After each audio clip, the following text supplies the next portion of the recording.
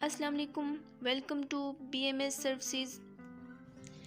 एक शख्स कहता है, कोई चंद बरस पहले की बात है, मुझे आज भी याद है कि वो आदमी जिस पर काले कपड़े खूब सज रहे थे, इसने बाइक रोकी और पूछा, पेट्रोल ख़त्म हो गया है क्या? क्यों बाइक घसीट रहे हो? मैंने सर हिलाकर बताया, जी पेट्रोल ख़त्म हो गया है। करीब में कोई पेट्रोल पंप भी नहीं, इसलिए करीबी किराने की दुकान पर इसने मुझे कंधों से पकड़कर बेंच पर बिठाया और 1 लीटर की बोतल ली। आधी खुद पी और आधी ज़बरदस्ती मुझे पिलाई और इस बोतल को अपनी बाइक के पेट्रोल से भर कर मेरी बाइक पर डाल दिया। मैं कहता रहा, मुझे चंद कतरे पेट्रोल के चाहिए, मेरा घर करीब है, मगर इसने पूरा लीटर पेट्रोल मेरी बाइक में डाल दिया। मैं आपका शुक्रिया कैसे अदा करूं?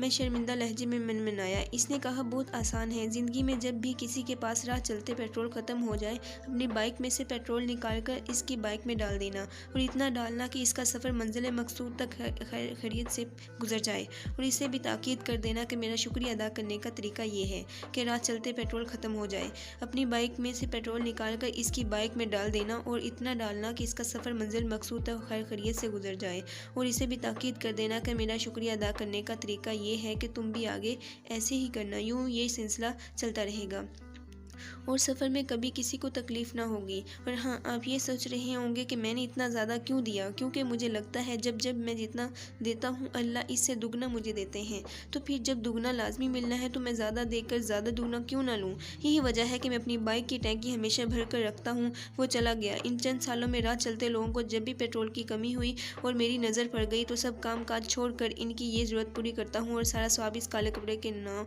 वाले के नाम कर देता हूँ।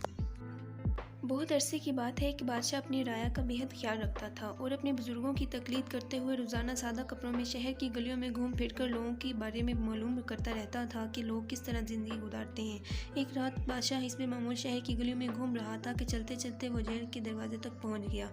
जेल के पास सिपाही एक चोर को पकड़ कर अंदर ले जा रहा था। बादशाह ने सोचा, जेल के अंदर जाकर देखना चाहिए कि यहाँ क्या होता है।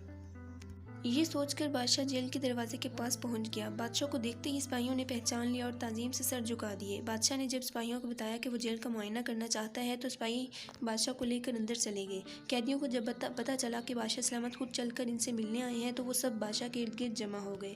बादशाह ने बारी बारी इनसे इनके हालात पूछे। बादशाह ने एक कैदी से पूछा, तुम्हें किस जुर्म की सज़ा मिली है?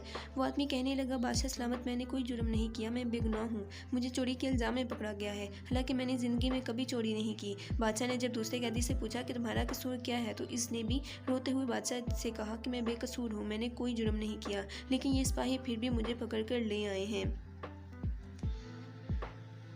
अगर जितने भी कैदी थे सभी ने बादशाह को ये यकीन दिलाने की कोशिश की वो बेगुनाह हैं। बादशाह सलामत सब की बातें सुनते रहे और मुस्कुराते रहे। इतने में बादशाह की नज़र एक ऐसे कैदी पे पड़ी जो सर झुकाए अलग बैठा था। बादशाह ने सिपाहियों से कहा, इस आदमी को हमारे पास लाओ, ये क्यों मुँह छुपाए बैठा है? सिपाही जब इस आदमी को बादशाह के पास लाए तो बादशाह ने पूछा, ए नौजवान, क्या बात है, तुम मुँह छुपाए क्यों बैठे हो? इस आदमी ने रोते हुए कहा, बादशाह सलामत, मैं बेहद गुनहगार हूँ, मेरे गुनाह ने मुझे इस काबिल नहीं छोड़ा कि मैं किसी को मुँह दिखा सकूँ। बादशाह ने कहा, हमें बताओ तो सही, तुमने क्या जुर्म किया है? इस शख्स ने कहा, मैं एक अच्छा आदमी था, हमेशा ईमानदारी से काम करता था। एक दिन न जाने क्यों मेरे दिल में शैतान ने घर कर लिया और मैंने एक आदमी के पैसे चुरा लिए और यूँ मुझे जेल भेज दिया गया। बादशाह ने सोचते हुए कहा, यहाँ ये सब बेगुनाह है सिवाय तुम्हारे, सिर्फ तुम ही एक ऐसे आदमी हो जिसने अपने आप को गुनाहगार बताया है, लिहाजा बेगुनाह लोगों में एक गुनाहगार को नहीं रखना चाहिए। मैं तुम्हें रिहा करता हूँ। कुछ अर्सा के बाद बादशाह फिर जेल का मुआयना करने आया और बारी बारी कैदियों से मुलाकात की।